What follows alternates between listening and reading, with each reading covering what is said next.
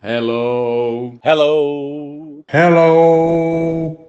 Hello. Você está com os críticos. E está em boa companhia. Eu também estou com uma companhia excelente. Eu vou explicar por quê. A gente vai falar disso daí, ó, que está aí atrás. Vocês devem conhecer. Quem é fã de terror, quem é fã de game, se já ouviu falar de Resident Evil. Resident Evil tem uma série de games lançados em vários consoles, várias plataformas.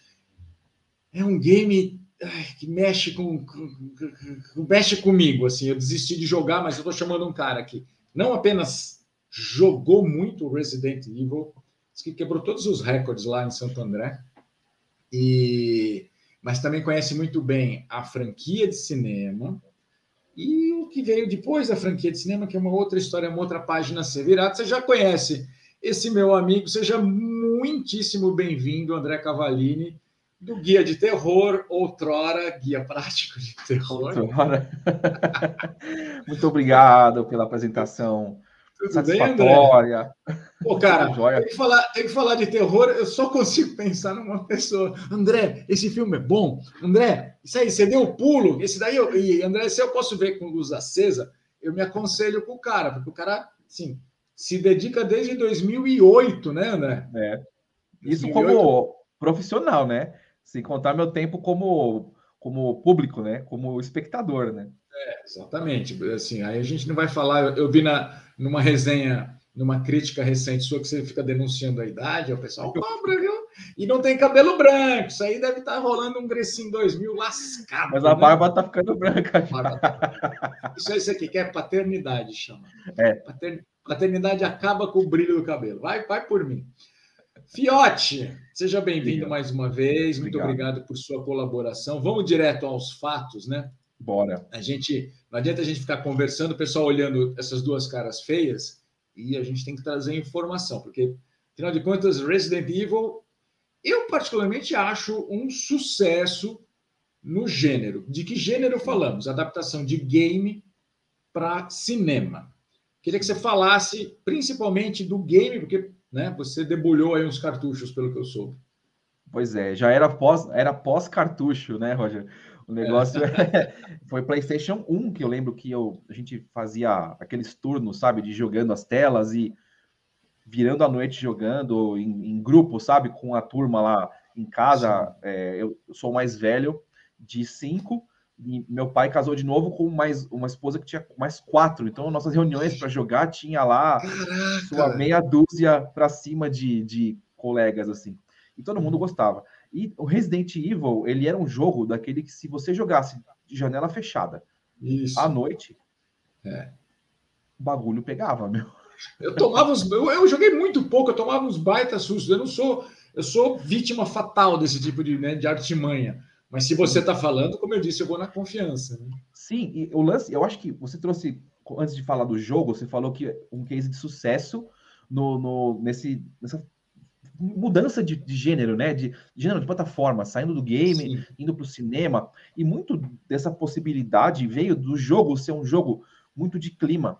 Porque você, diferente de outros jogos, em que você tinha um ambiente para você pular, subir em cima e se esconder, no Resident Evil, qualquer janela, qualquer porta, qualquer rachadura era motivo para sair uma mãozinha ou um grito para te pegar. Então, você ficava desconfiado de tudo, né? Você ficava no auge ali da tensão, porque você ficava dando tiro na sombra, saca? Sim, sim. Muito isso, dando tiro na sombra. Lá, você ouvia um som de vento. Eu lembro que eu joguei um PC game do Alien. Uhum. E eu jogava com fone, para não incomodar, tal. E é a pior coisa que você pode fazer se você... Quer dizer, claro, é imersivo, te ajuda, né? Fecha a janela, apaga a luz, fica no escuro, a tela melhora a definição, você começa a prestar mais atenção nesses detalhes que você mencionou, rachadura na parede, não sei o que lá. Só que, meu amigo, ele te bota para dentro do jogo e aí você dá pulo na cadeira, né? Esse é o revés da medalha, né? Dá. E você jogar desse jeito imerso, no caso a gente não tinha fone, porque era uma galera jogando, mas, sim, mas o negócio de você estar imerso no jogo é fato, porque você tinha as pistas para seguir, do tipo, olha, você tem que pegar tal coisa em tal lugar, e você tinha que chegar em tal lugar. Ah, está em tal andar, e você tinha que ir até lá. Só que no meio do caminho, você soltava uma porta que soltava zumbi atrás de você. Então, era um susto atrás do outro. E então, é o pior tipo de zumbi. É o pior tipo de zumbi que tem, que é o zumbi ágil. Não é aquele zumbi que vai perdendo pedaço no caminho, vem lentinho, tipo The Walking Dead, né? Os caras correm, meu Deus, são umas puta carreira atrás de você. Então, é osso. É osso. Sim, sim. E aí, conforme o jogo foi evoluindo pro 2, o 3 e todos os outros, eles foram também evoluindo os personagens, né? Sim. Você continuava sendo um figura lá com uma arma e usando pé de cabra e machado, o que tivesse de arma, mas os zumbis foram sofrendo mutações. Então você tinha cachorro, você tinha umas aranhas gigantes, uns caras que abriam aquela cabeça e saía a língua de dentro, sabe? Os elementos de anime, de mangá, começaram a entrar também, desses sobrenaturais, assim. Então começou a ficar muito mais perigoso de jogar. O desenho os personagens, né? O desenho lembra um pouco, né? Personagem mangá / anime, exato, né? Aquela coisa do olho grande e tudo mais. Eu acho que foi uma linha, inclusive, eu não lembro agora se o Final Fantasy, acho que o Final Fantasy veio depois. Eu não tenho certeza. Eu acho que ele é parecido. O Final Fantasy, os primeiros vieram antes, mas a fama e a melhoria dos jogos veio depois.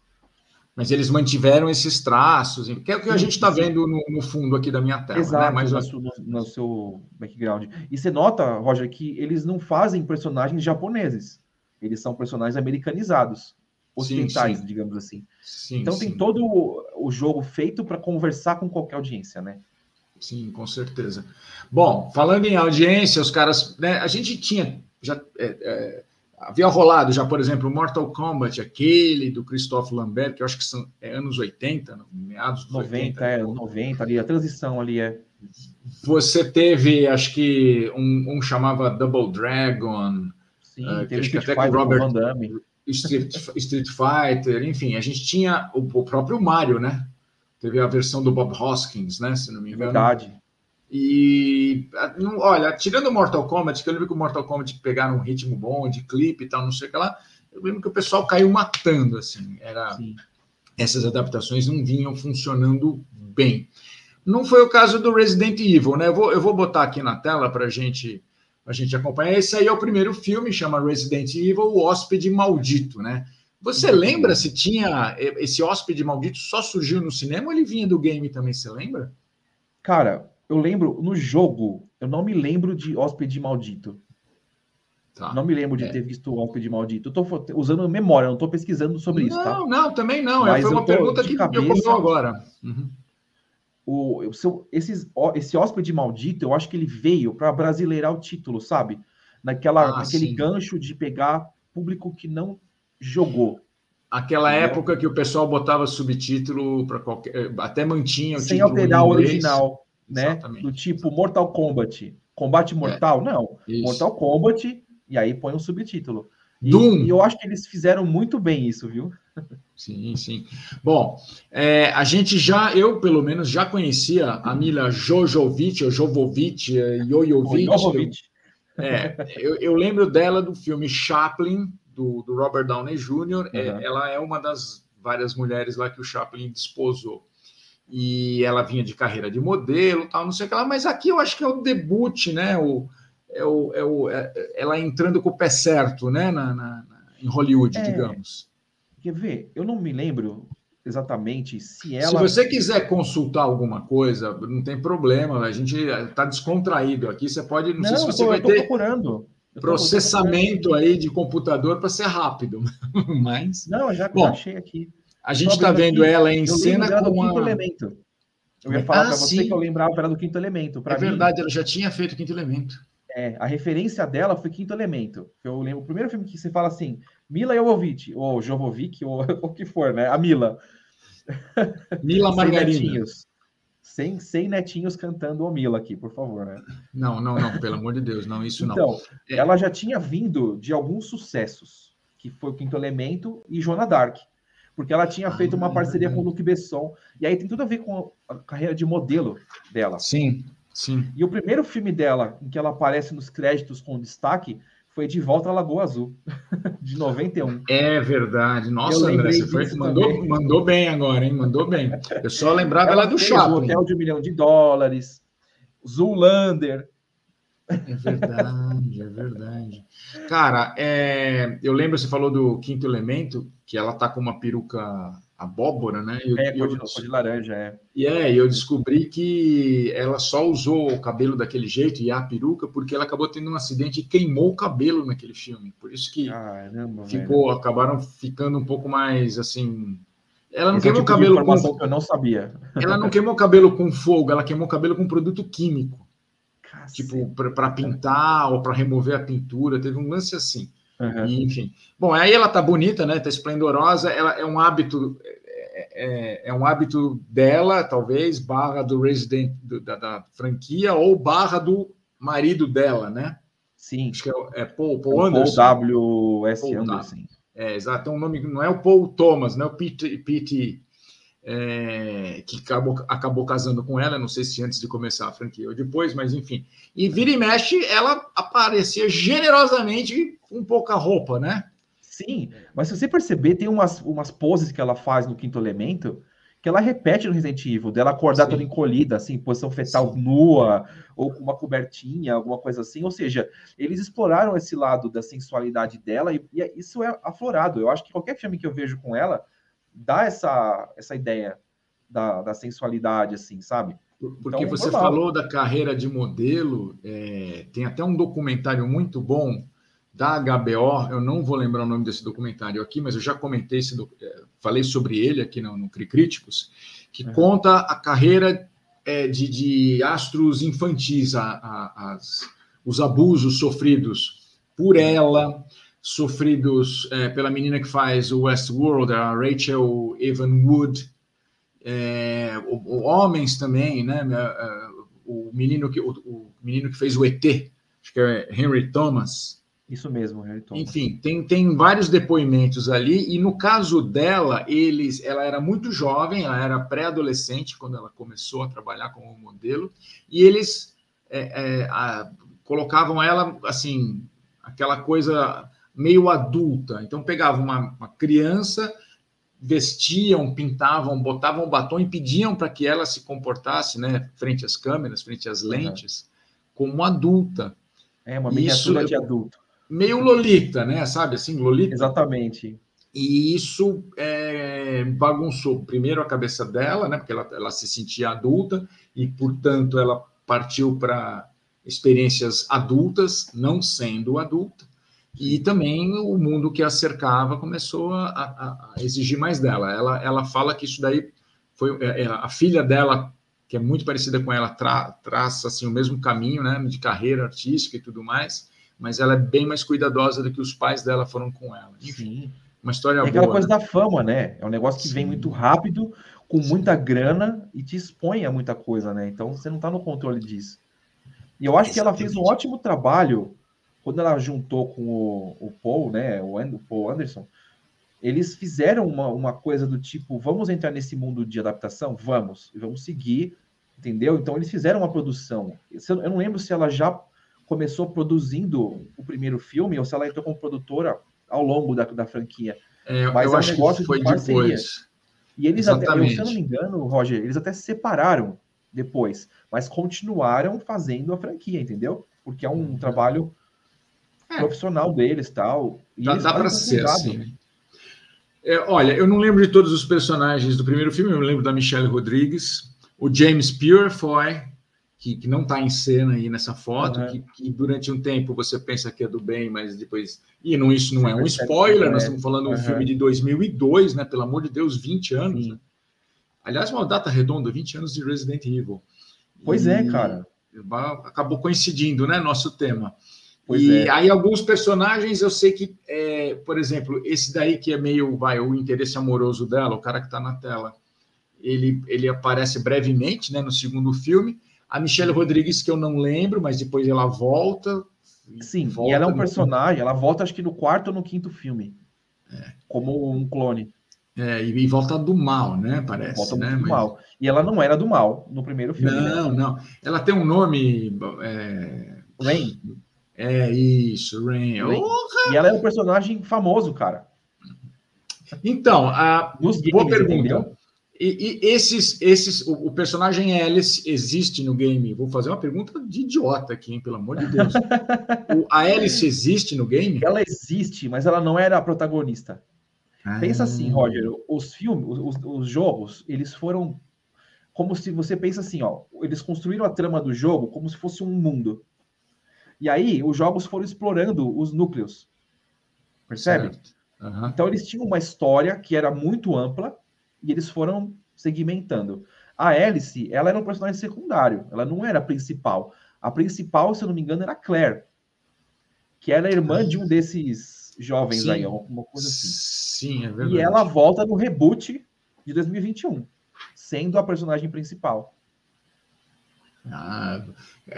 Você ouviu a palavra reboot? Calma, nós vamos chegar lá.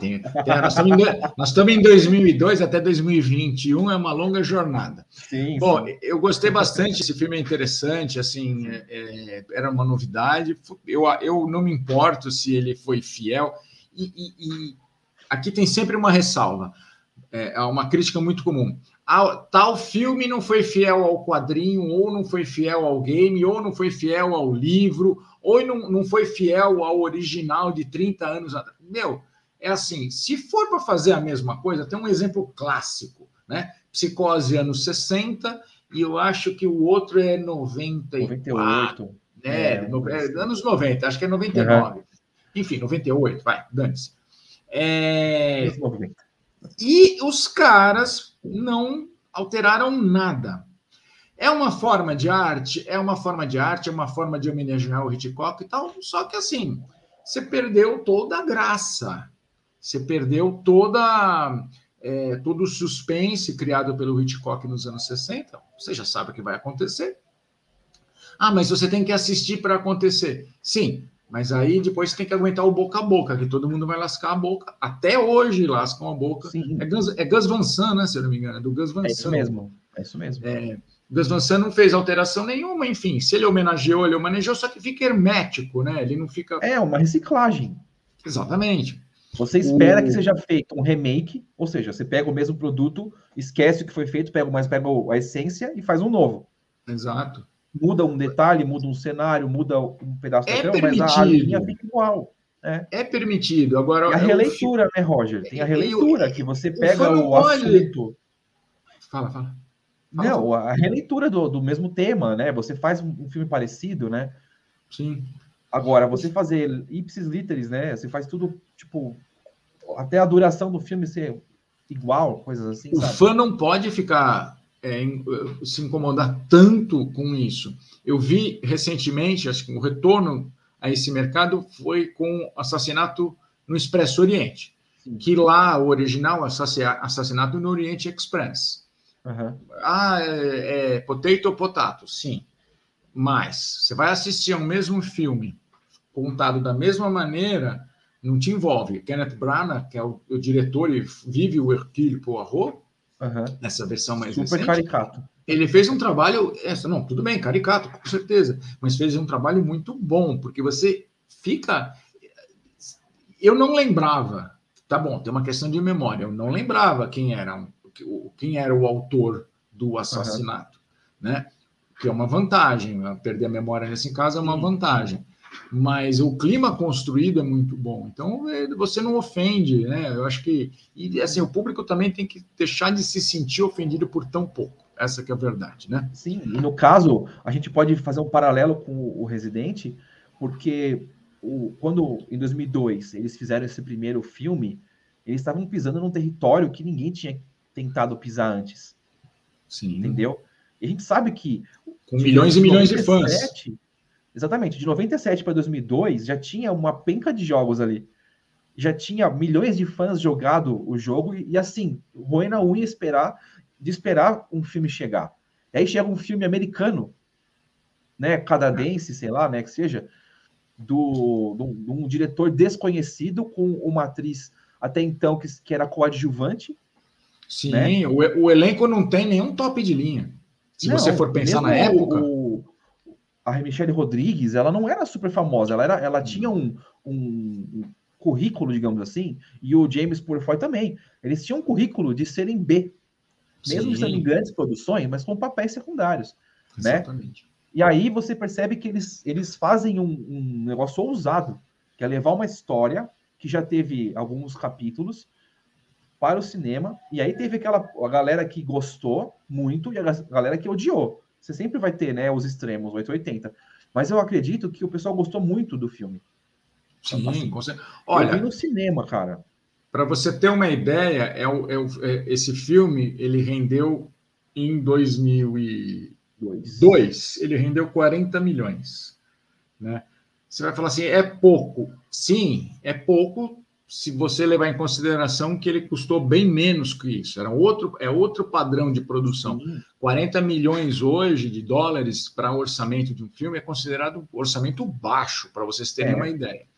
Mas nenhum filme, 40, 42, 50, 51, 60, o filme mais recente, que é o capítulo final, que é o filme de 2017, que foi o que piorzinho, assim, 26 milhões. Eu não sei quanto custou, eu não tenho essa informação. Foi uma raspa de tacho também, né, Roger? É meio que eles tinham que concluir a saga e aí foram lá e fizeram.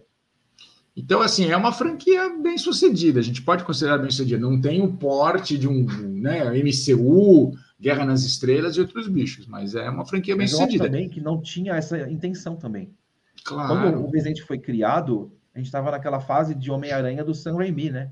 Sim, sim, exatamente. Então, a gente não tinha essa nova ideia de construir um universo que conversava entre tantos filmes e estúdios diferentes, né? E agora você pega uma Netflix apostando numa série baseada num texto que já foi feito 7 filmes, e mais 4 ou 5 animações, e mais 20 jogos. Nossa, entendeu? É muita coisa. É muito doido. É muita pressão, né? Sim. Bom, a gente está falando do segundo filme aqui, que é um filme de 2004, se não me engano, é isso? 2004. Aí a Alice continua. Você já começa a concluir que a Alice não é bem a Alice. Exatamente. E chama Apocalipse, né? O subtítulo do segundo filme. Isso, desculpa, eu não apresentei. Resident Evil 2 Apocalipse. Essa capinha que nós estamos vendo aí em cima é a capinha que foi lançada aqui no Brasil na época DVD, talvez VHS, mas DVD com certeza. A Mila volta ao papel de Alice. Você tem aí o Oded Fehr, que é um ator que vinha do sucesso da Múmia e do Retorno da Múmia. Ele entra como um mocinho e você tem a menina, eu esqueci o nome da menina. Na verdade, é a menina que inspirou o cientista a criar aquela inteligência artificial. Você lembra o nome da inteligência? Deixa eu abrir aqui minha cola, mas a menina, ela era a inteligência virtual. Isso. Né? Que ela era Andy. Se eu não me engano, Andy é o nome da menina. E ela na versão, aí numa versão carne e osso, até que ela é boazinha, mas na versão inteligência artificial, ela é bem do mal, ela é bem filha da mãe, né? E ela encarna bem o que a Umbrella é, né? Ela tem aquela coisa de representar bem a origem dela. E a gente teve nessa segunda parte, né, da história, a entrada da Jill Valentine, que seria uma das protagonistas do game. A Jill Valentine, ela é aquela policial durona que sai atirando todo mundo, sabe? Então ela seria, na minha opinião, o personagem principal do primeiro filme já, entendeu? Para ela ser a mocinha da história. Mas tudo bem, eles fizeram a licença, né, de transitar entre o jogo para o cinema, mudando um pouquinho os personagens, mas legal, pelo menos ela fez parte da história em algum momento, né? Acho que eu lembro que os fãs protestavam um pouquinho com a ausência desses personagens, né? Exato. A Jill Valentine era um deles, a Claire, né, como você mencionou, era outra. A Claire, o Chris, a Jill e a Alice, né, que seriam os 4 principais. A Rain seria um personagem transitando de secundário para suporte, principal. Né? Bom, a gente... Fixo, manja? Sim, é vilão especialmente convidado. Exatamente. A gente não vai ficar explicando toda as tramas de cada filme, porque, enfim, não é muito esse o objetivo nosso aqui. A gente está dando uma passada de pano geral para analisar essa adaptação, enfim, a vida do game e essa vida longa, né? 20 anos realmente é muita coisa. Você tem você tem franquias que duram mais tempo, tem durado e ainda existem. Mas é isso, as condições especiais, né, de pressão e temperatura de Resident Evil fazem, como já dissemos, um caso de sucesso, né? Exato. Bom, exato. Resident Evil Apocalipse, a gente passa para o terceiro filme. A extinção. Aí, essa daí é a Claire, né? O personagem da Claire, né, André, isso. Você lembra? É isso mesmo, mas ela tá meio estranha. Então, eu não sei, eu preciso lembrar se é ela mesma. Eu lembro que a atriz, ela vinha de Heroes, se eu não me engano. Ellie Larter. Ela veio do Heroes e ela veio também do Premonição, né? O primeiro filme Premonição e tal. E o legal desse filme é que eles trouxeram um diretor do Highlander, né? Sim. O Russell Mulcahy. Mulcahy, né? Esse mesmo. O Highlander mas é o melhor Highlander, né? Digamos assim. Sim. O Highlander bom, né? Porque depois os caras fizeram umas cacas com Highlander também, que é outro que em algum momento alguém vai refazer. Ouçam o que estamos falando. Tem um detalhe aqui, e aí pergunta para quem jogou o game. A Alice começa a manifestar poderes paranormais. Isso rola também nos quadrinhos no game? Olha, no meu tempo de game, não. No meu tempo de game, bom.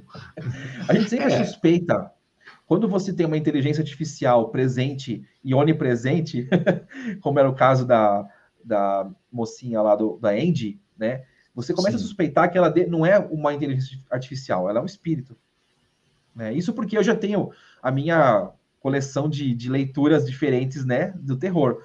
Então, você já imagina que, poxa vida, ela vive no computador e ela é, digamos assim, a alma virtual da filha do cara que morreu. Ele não conseguiu salvar, então ele imortalizou ela na forma de uma máquina. Né? Aqui, o personagem do Ian Glenn já aparece, não? Aparece. Dr. Isaac, uma coisa assim.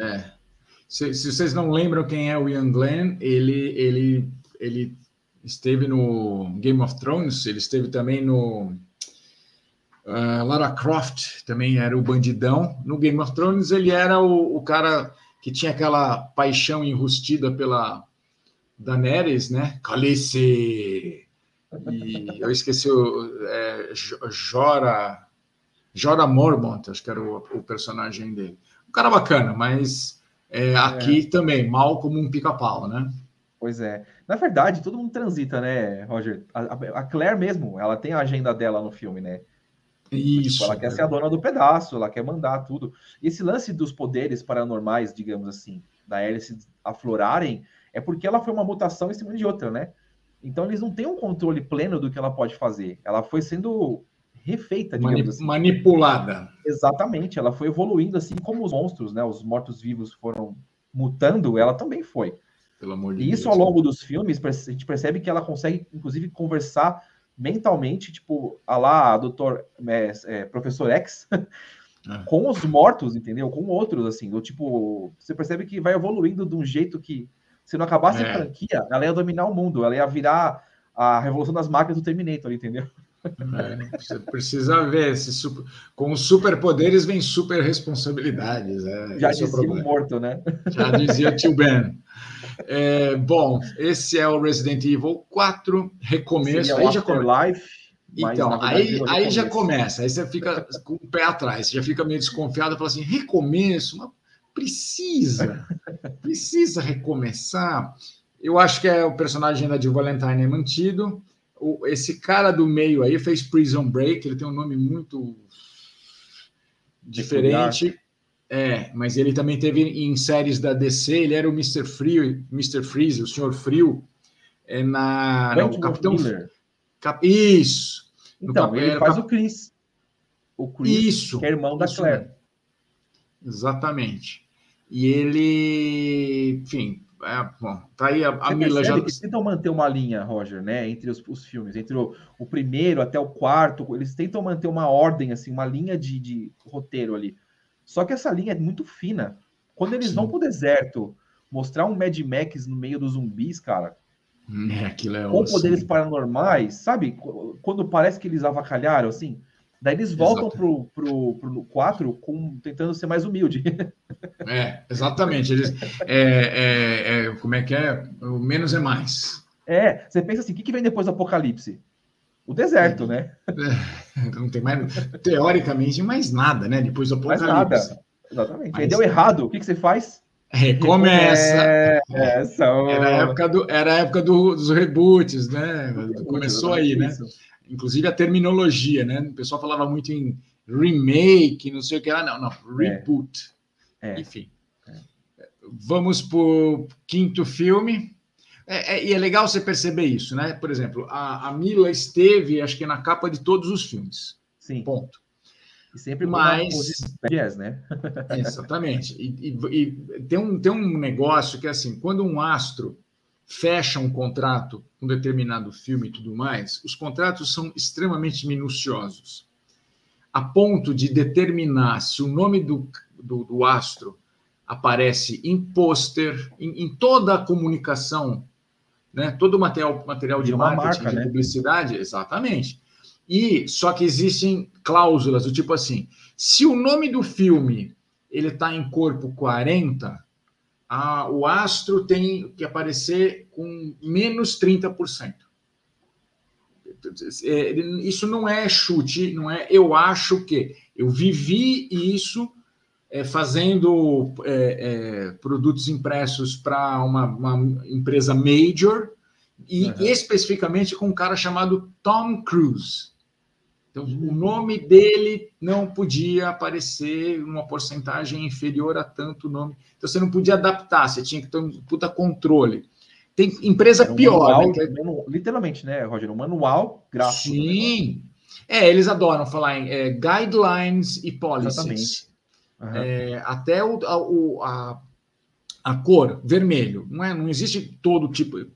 Vermelho tem uma variação incrível, ainda mais quando você faz material impresso. X de ciano, X de magenta, X de... Exatamente. Eles definiam a porcentagem e determinado personagem não podia alterar a cor, você não podia brincar. É 7 de setembro, vamos botar o Pato Donald, um exemplo, hein? Vamos botar o Pato Donald de verde e amarelo? Processo. Enfim, então você vê que o nome dela já está aí em evidência. Sim. Resident Evil Retribution. Chamou Retribution? Você lembra disso? Retribuição. Então eu peguei uma capinha gringa, infelizmente. Retribuição. A roupa colada, né? Muito couro, muito fetiche, né? Isso aí mexendo bota até o joelho. Exato. Eu acho que público masculino, não? Basicamente? Resident Evil? Sim. Não você percebe que os protagonistas masculinos, eles são super fracos e geralmente eles morrem. Ou viram zumbi. Quem sobrevive é sempre as meninas são porretas, né? Mas no game também era mais ou menos assim, tá? Tirando, você tem os personagens masculinos fortes, tal, mas geralmente essas mulheres são as mais difíceis de morrer, digamos assim. E os caras resistentes eu não vou ser um personagem feminino, gente, dá licença, né? Aquela coisa, né? Machismo enraizado, né? Mas enfim. A gente da Retribuição, a gente teve o retorno de duas personagens, né? A Jill, que do segundo filme para frente, ela transitou indo e vindo, né? Aqui ela volta numa sequência, e a Rain, ela volta, né? E eu me lembro, Roger, que foi um trampo complicado trazer a Michelle Rodrigues de volta, porque ela estava filmando o Velozes e Furiosos, né? Exatamente. E ela fez uma participação super rápida, cheia de efeitos especiais. Exatamente. Não é uma coisa assim, participativa, né? Na plenitude. Ela foi uma coisa rápida. Mas não adianta. É um filme em que você tem também muita estrela trabalhando, fica difícil, né, cara? De você acomodar as melancias na carroça, né? Vamos dizer assim. E aquela coisa assim, tipo, a Mila tem o trailer dela, o resto se vira, entendeu? Outra coisa definida por contrato. Se você não definir nada disso, os caras, joga o cara em qualquer lugar aí, tá bom. Sim. Meu camarim é menor que o seu. Exatamente. Esse é o último, né? Que é o... Da linha da primeira... da primeira timeline, né? Como é que chamou? Esqueci. O episódio final, né? O episódio final. Aí você vê aqui na tela, além da Mila, a mesma atriz fazendo a Jill, você vê o Ian Glenn ali voltando, já um pouquinho, deve ser na mesma condição, porque esse filme é 2017. 16, 17. Já rolava Game of Thrones, então, apesar de Game of Thrones ele não ser um dos personagens principais, ele tinha lá sua relevância, e Game of Thrones viajava o mundo, imagina a logística para você... né? Trazer o cara para filmar tipo de filme é aquele filme picotado mesmo, né, Roger? Eles Sim. fazem o filme onde o ator está, porque a maior parte é feito de CGI, né? Pouca locação, né? Muita coisa em estúdio. E aí, uma coisa que é legal de falar, que a gente não comentou, é que a partir do episódio 4 do Resident Evil, a gente teve o recurso 3D. É verdade. Colocado no filme. Muito bem lembrado. Do 4 em diante, tudo virou 3D. E esse filme especificamente, que fechou esses 6, né? Esse bloco do Paul W. Anderson e com a Mila Jovovich, ele é puramente 3D, principalmente para dentro. Então você nota que é um negócio muito elaborado. Assim. Então acho que o orçamento deles acabou ficando muito mais focado nisso, no trabalho técnico, do que no elenco. E aí não dá para pagar, né? Talento, né? Para fazer isso daí. Não dá para fazer participação especial de não dá, muito conhecido, né? Isso daí ou você tem o know-how ou você não tem. É simples assim. Bom, ela chegou a fazer outras coisas paralelamente ao Resident Evil, alguns filmes mais sérios, outros, acho que até Hellboy ela fez essa... Ela fez a vilã do Hellboy 2, se eu não me engano, né? Que já não era mais... Não era mais o Ron Perlman fazendo era, acho que o David Harbour, se eu não me engano, e ela é a vilãzona, mas enfim, ela tá por aí. Tem um filme dela com o Timothy Olyphant, que ela é casada, ela e o marido dela, o parceiro dela, eles estão fazendo teoricamente uma viagem de lua de mel no Havaí, eles cruzam o caminho do Timothy Olyphant, começa uma busca dois criminosos. Eu não sei, eu não lembro o nome. Eu sei que assim tem reviravoltas, né? Ela parece ser boazinha, não é boazinha. Ela é mulher do psicopata, o psicopata tá lá. Timothy Olyphant, que era um cara meio agressivo, não sei o que, ela é do bem. Olha, curioso. É um filme despretensioso assim para você assistir numa tarde de verão aí. Não é nada muito. Mas eu lembrei dela porque André tá aí? André. Ixi, tá falhando aqui, gente. Bom, a gente vai seguir. Uma das características, infelizmente, da Mila Jovovich, ela nunca foi... Você tá aí, meu filho? Agora tá me ouvindo? Tô aqui. Você deu uma saída de cena aqui. Eu não sei se falhou. Sumiu aqui, eu tava te ouvindo também falhando muito, até que caiu, mas vambora. Você tá em Wi-Fi? Tô em Wi-Fi. Então, quando for assim, se você puder, use cabo, não use Wi-Fi, porque o Wi-Fi picota mesmo, tem jeito. A internet cá no Brasil não é uma ciência séria.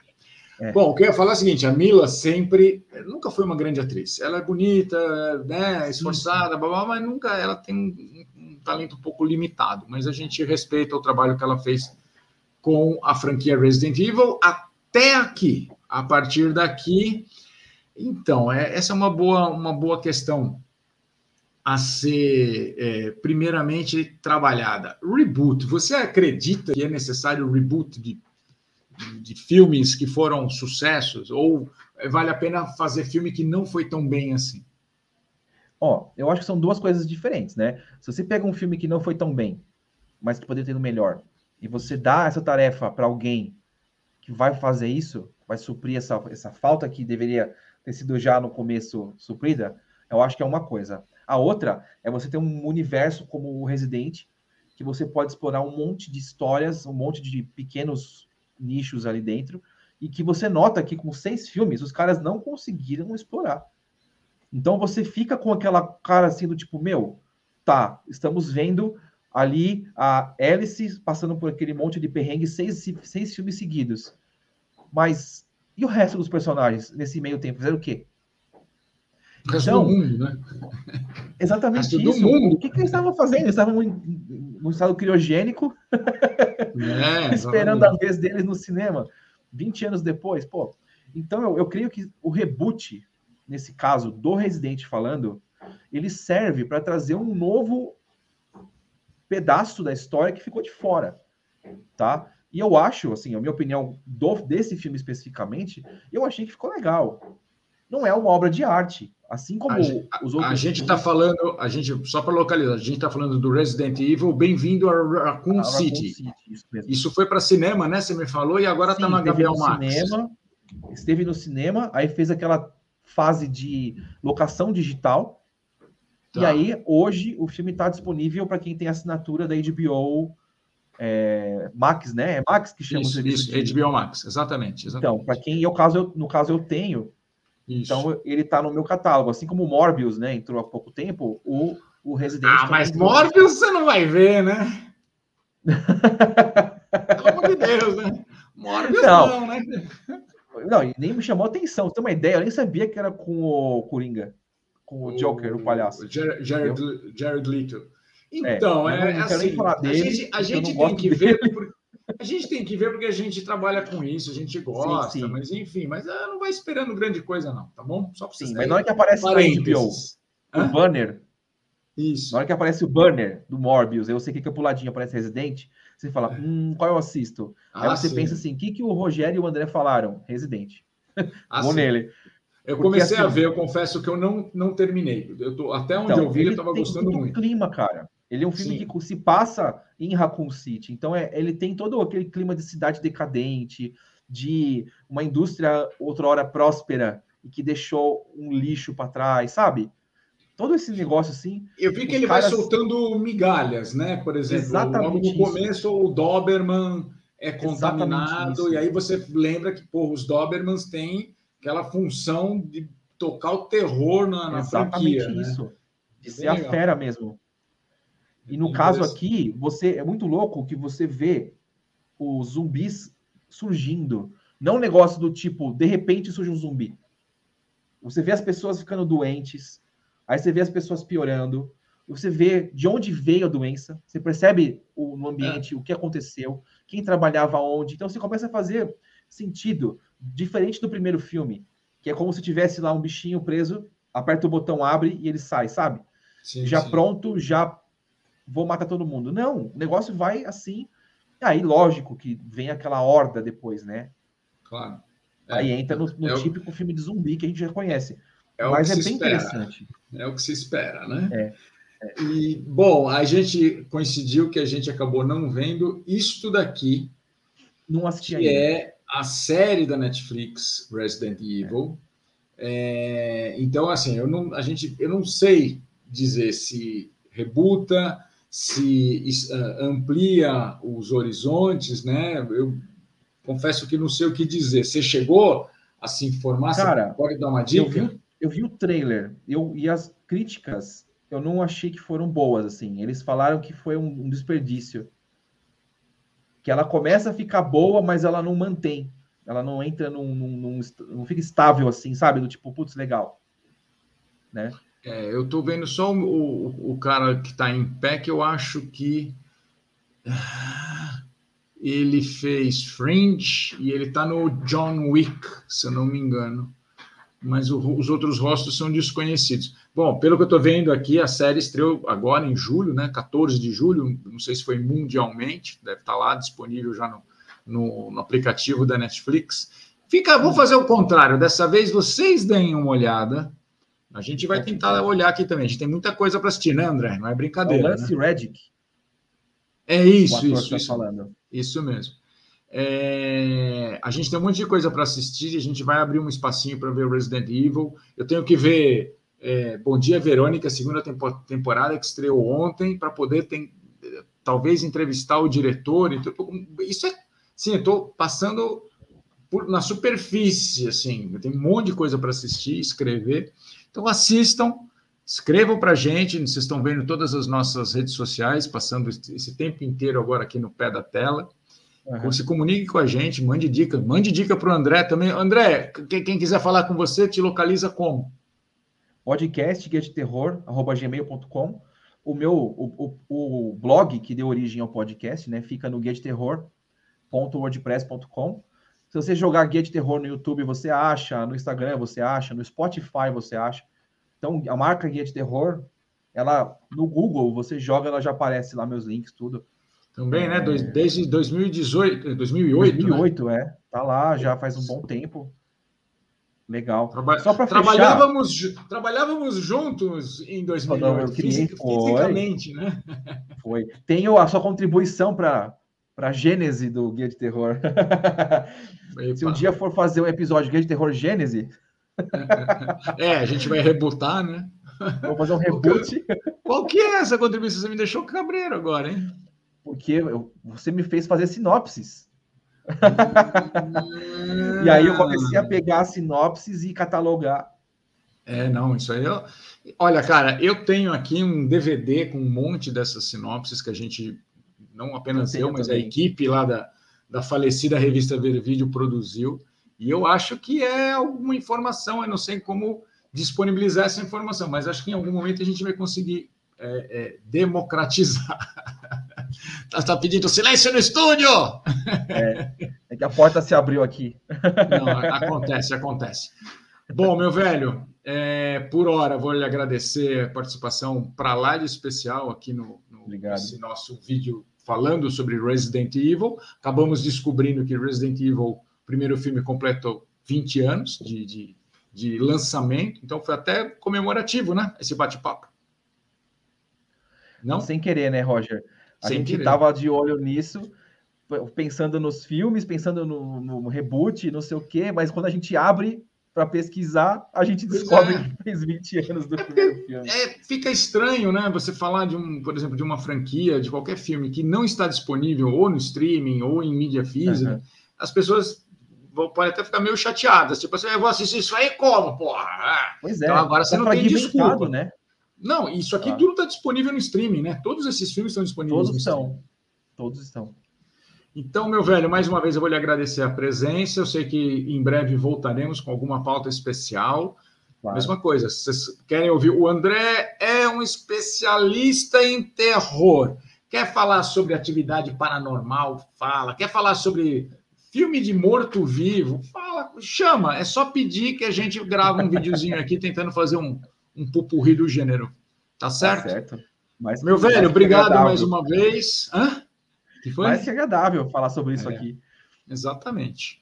Vamos lá, eu vou encerrar a transmissão. Obrigado vocês. Curtam, se inscrevam, toque sininho, toque campainha, toque o que você quiser. Compartilhem. Tá bom? Compartilhe, isso aí. Até a próxima. Deixa eu falar. Tchau. Tchau.